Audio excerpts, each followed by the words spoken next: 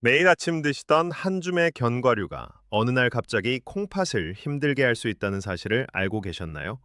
특히 50대부터 80대 사이의 어르신들에게는 작은 한 줌이 큰 부담으로 돌아올 수 있습니다.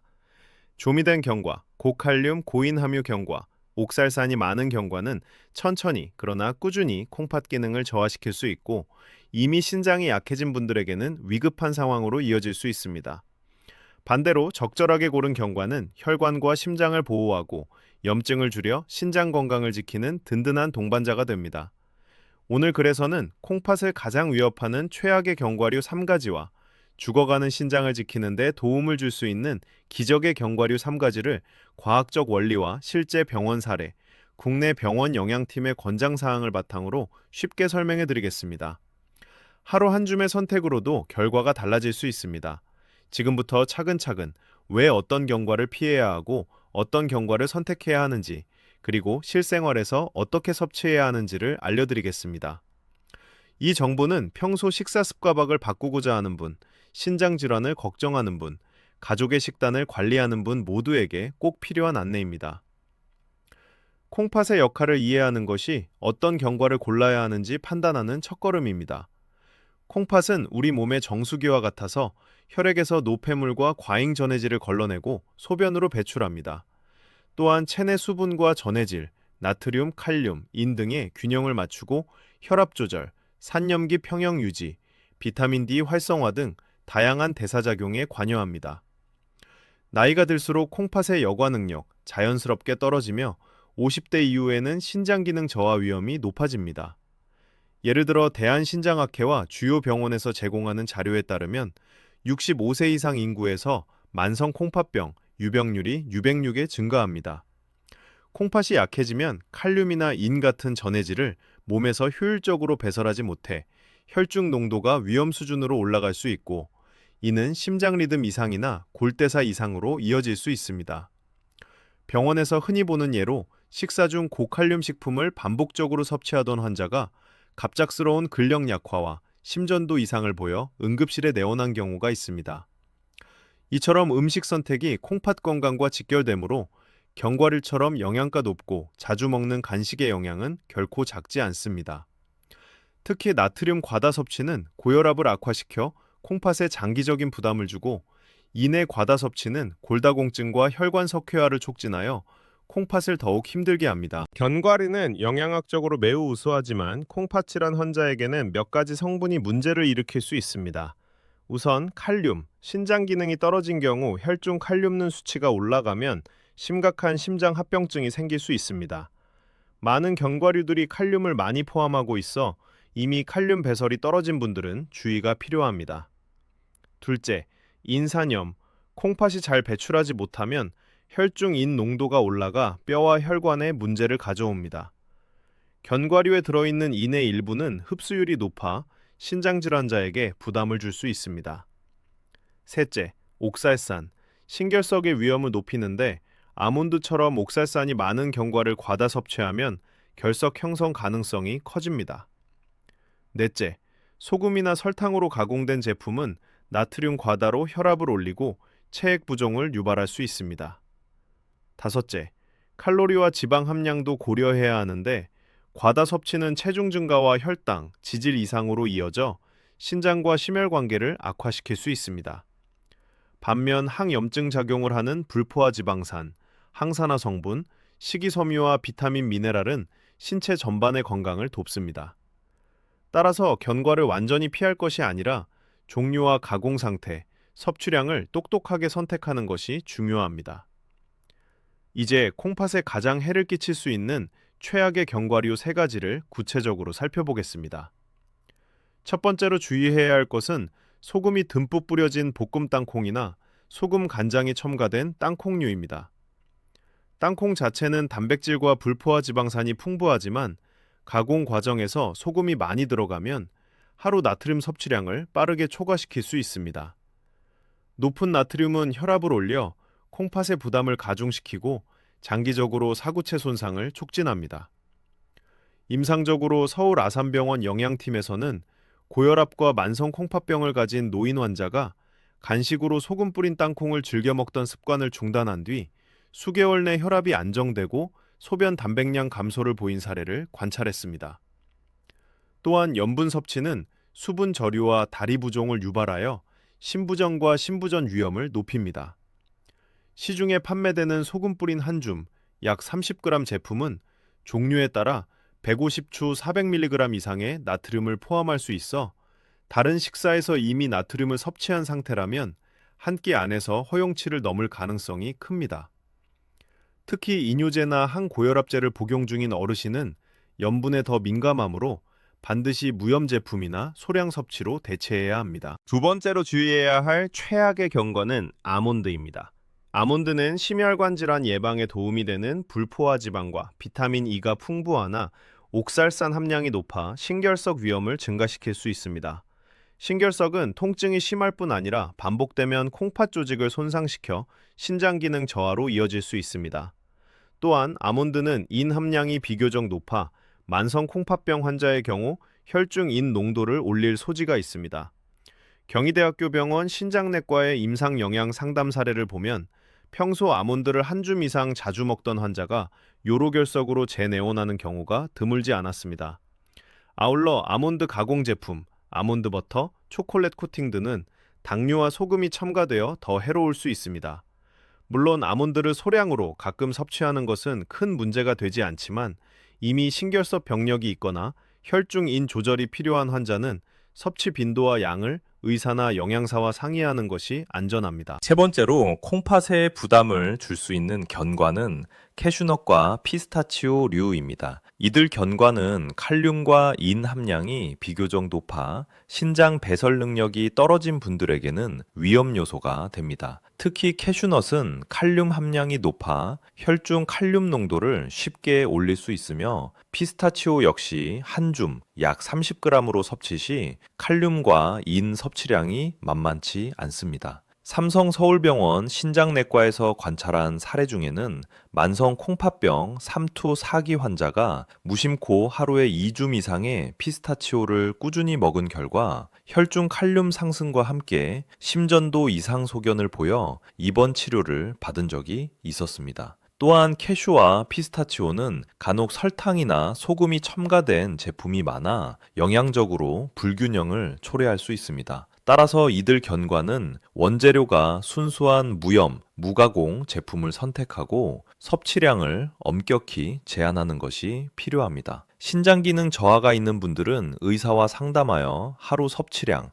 예 10to 15g 등을 정하고 그 이상은 피하는 것이 안전합니다. 가공 방식이 콩팥에 미치는 영향은 매우 큽니다. 견과 자체의 성분도 중요하지만 소금, 설탕, 기름, 트랜스지방, 가능 등이 첨가된 제품은 콩팥 건강에 직접적인 악영향을 미칩니다. 예를 들어 소금이 잔뜩 들어간 볶음 땅콩은 앞서 말한 것처럼 혈압과 체액 저류를 악화시키고 설탕과 꿀로 코팅한 스위트널류는 혈당과 체중 관리에 부정적입니다. 또한 튀김 방식으로 제조된 견과는 열에 의해 산화된 지방을 포함할 수 있어 염증을 촉진할 우려가 있습니다. 병원 영양팀에서는 원재료가 순수하고 가공이 적은 견과를 권장하며 포장지를 확인하여 나트륨 함량, 당류 함량, 트랜스지방 여부를 확인하라고 조언합니다. 가능한 한 생 혹은 가볍게 로스팅한 무염 제품을 고르고 한 번에 많은 양을 섭취하지 않도록 소포장으로 나누어 보관하는 습관이 중요합니다. 또한 견과 스낵이라 불리는 가공품은 칼로리 밀도가 높으므로 무심코 과다 섭취하기 쉽다는 점을 항상 염두에 두어야 합니다. 이제 반대로 신장 건강에 도움이 될 수 있는 기적의 견과류 3가지를 살펴보겠습니다. 첫 번째로 추천드리는 견과는 호두입니다. 호두는 알파-리놀렌산, 엘리파-A 같은 식물성 오메가3 지방산이 풍부하여 혈관염증을 줄이고 동맥경화를 늦추는 데 도움을 줍니다. 신장질환 환자에게 중요한 것은 심혈관계 합병증을 예방하는 것인데 호두 섭취와 심혈관계 위험 감소 사이의 연관성은 여러 연구에서 보고되어 왔습니다. 서울대학교 병원과 같은 대형 병원의 임상 영양팀에서는 신부전이나 고혈압이 동반된 신장 환자에게 소량의 호두를 권장하는 경우가 있습니다. 예를 들어 하루 15, 7, 20g 정도의 소량 호두 섭취는 콜레스테롤 개선과 염증 감소에 유리한 결과를 보이는 경우가 많습니다. 그러나 호두 역시 칼로리 밀도가 높으므로 적정량을 지키는 것이 중요합니다. 호두는 또한 항산화 성분과 폴리페놀을 포함해 전반적인 대사 건강에 이롭습니다. 두 번째로 추천할 만한 견과는 마카다미아입니다. 마카다미아는 단일 불포화 지방산이 풍부하고 일반적으로 다른 견과에 비해 칼륨과 인 함량이 상대적으로 낮은 편으로 알려져 있어 신장 배설 부담이 비교적 적습니다. 이 때문에 이미 신장 기능이 저하된 분들이 소량으로 섭취하기에 적합한 선택이 될 수 있습니다. 임상적으로 일부 병원의 영양 상담에서는 마카다미아를 저염, 저칼리움 스낵 대안으로 소개하기도 합니다. 마카다미아는 소화를 돕고 포만감을 오래 유지해 간식으로 섭취 시 식사량 조절에 도움이 되며 혈당 상승도 완만한 편입니다. 다만 마카다미아 제품 중에는 버터나 설탕이 첨가된 가공품이 있으므로 순수 원재료 제품을 선택하는 것이 안전합니다. 또한 하루 권장량은 10초 20g 범위로 잡아 과다 섭취를 피하는 것이 좋습니다. 세 번째로는 한국 식탁에 친숙한 밤을 권합니다. 밤은 다른 견과류에 비해 탄수화물이 많고 지방은 적어 칼로리 부담이 상대적으로 낮습니다. 또한 칼륨과 인의 함량이 비교적 낮아 신장 기능 저하 환자도 비교적 안전하게 섭취할 수 있는 편입니다. 전통적으로 한국에서 밤은 소화가 잘 되고 에너지원으로 사용되며 식사 대용이나 간식으로 적합합니다. 연세대학교 세브란스 병원 영양팀에서도 신장질환 환자의 간식으로 밤을 추천하는 경우가 있는데 특히 당뇨가 없는 환자에게는 밤에 높은 탄수화물이 오히려 에너지 보충에 도움을 줄 수 있습니다. 물론 밤 역시 과다 섭취는 칼로리 초과로 이어질 수 있으므로 하루 2-3개 중간 크기 정도를 권장하는 안전한 섭취량 가이드라인을 따르는 것이 좋습니다. 견과류를 안전하게 섭취하려면 구체적인 섭취법과 식단 적용법을 아는 것이 중요합니다. 우선 한 줌, 약 27-30g을 기준으로 삼고 신장 상태에 따라 더 줄여야 할 수 있습니다. 만성 콩팥병 3기 이상이거나 혈중 칼륨, 인 조절이 필요한 경우 하루 17-15g 수준으로 제한하는 것이 일반적인 권장입니다. 견과를 간식으로 먹을 때는 무염, 무첨가 제품을 고르고 이미 소금기 많은 식사를 했을 경우에는 견과 섭취를 피하는 것이 좋습니다. 식사와 함께 먹을 때는 채소류와 함께 섭취하면 옥살산 흡수를 줄이는데 도움이 될 수 있습니다. 견과 버터는 편리하지만 설탕과 소금 첨가 여부를 꼭 확인하고 가능하면 무염, 무가당 제품을 소량 사용하십시오. 또한 견과를 물에 불리거나 삶는다고 해서 칼륨, 인 함량이 크게 줄어드는 것은 아니므로 가공 상태보다 원래의 함량과 섭취량을 관리하는 것이 더 중요합니다. 병원 영양사들은 견과를 먹을 때 꼭 하루 총 칼륨, 인 섭취량을 계산해보고 약을 복용 중이라면 약물과의 상호작용, 예, 칼륨 상승 가능성이 있는 약물을 주의사와 상의하도록 권합니다. 정기적인 검사와 모니터링은 견과류 섭취를 안전하게 관리하는 데 필수입니다. 콩팥 건강을 체크하는 기본 검사는 혈중 크레아티닌으로 계산한 eGFR, 혈중 칼륨, 혈중 인, 혈청 전해질, 소변 담백 검사입니다. 특히 신장 기능이 저하된 분들은 식습관 변경 후 2-3주 이내에 혈중 칼륨과 인 수치를 확인하는 것이 좋습니다. 예를 들어 서울대병원과 같은 대형 병원에서는 환자 교육 시 견과 섭취 전후 2주 내 혈중 전해질 확인이라는 지침을 권장하기도 합니다. 만약 혈중 칼륨이 정상 상한 5.0 mg/L를 넘거나 인 수치가 목표 범위 이상으로 지속된다면 견과 섭취는 즉시 줄이거나 중단해야 합니다. 또한 심전도 변화, 어지러움가 있으면 즉시 병원에 연락해야 하며 이는 고칼륨 혈증의 징후일 수 있습니다. 정기적인 영양 상담을 통해 개인별 섭취 권장량을 정하고 가정에서도 식품 라벨을 읽는 습관을 들이는 것이 안전합니다. 현실적인 환자 사례를 통해 원칙을 생활에 적용한 예를 소개하겠습니다. 72세 김모 어르신은 고혈압과 초기 만성 콩팥병을 진단받고도 매일 저녁 소금 뿌린 땅콩을 한 줌씩 드시던 분이었습니다. 서울 아산병원 신장내과의 영양 상담 후 소금 뿌린 땅콩을 무염 마카다미아로 바꾸고 섭취량을 하루 15g으로 제한하였더니 3개월 후 혈압과 소변 알부민 수치가 호전되는 결과를 보였습니다.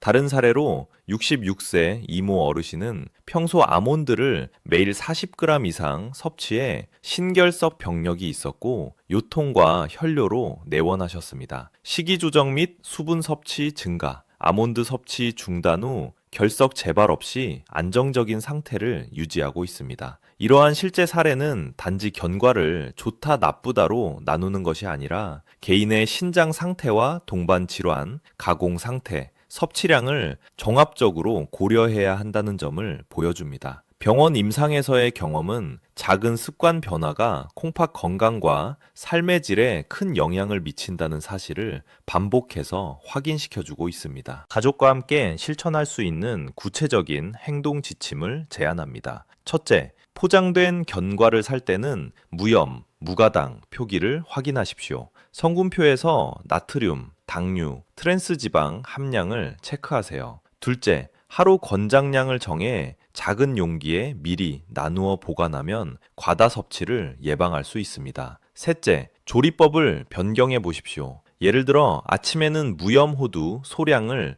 요거트에 섞어 먹거나 점심 샐러드에 마카다미아를 약간 토핑하는 식으로 활용하면 좋습니다. 넷째, 신장 기능이 떨어진 경우에는 영양사와 상담해 개인 맞춤형 섭취량을 정하고 정기적으로 혈액 검사를 받으세요. 다섯째, 견과를 선택할 때는 계절과 질환을 고려하세요. 예를 들어 겨울철에는 밤을 간식 대용으로 활용하고 더운 계절에는 수분 섭취를 늘려 결석 위험을 낮추십시오. 마지막으로 약물을 복용하고 있는 경우, 예, 칼륨 보존 이뇨제, ACE 억제제 등 반드시 의사와 상의해 견과 섭취 계획을 세우시기 바랍니다. 영양 정보와 수치에 대해 조금 더 구체적으로 설명드리겠습니다. 일반적으로 정상 성인의 혈중 칼륨은 3.5지 5.0 밀리퀼리는 빌리르가 정상 범위로 고칼륨 혈증은 5.0 밀리퀼리는 빌리 이상에서 우려됩니다.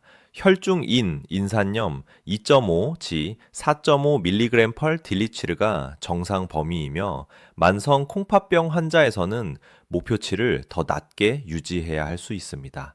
EGFR 수치는 CKD 단계를 판단하는 데 사용되며 60ml라 비민을 1.73 스퀘베 미만이면 신장 기능 저하로 간주합니다.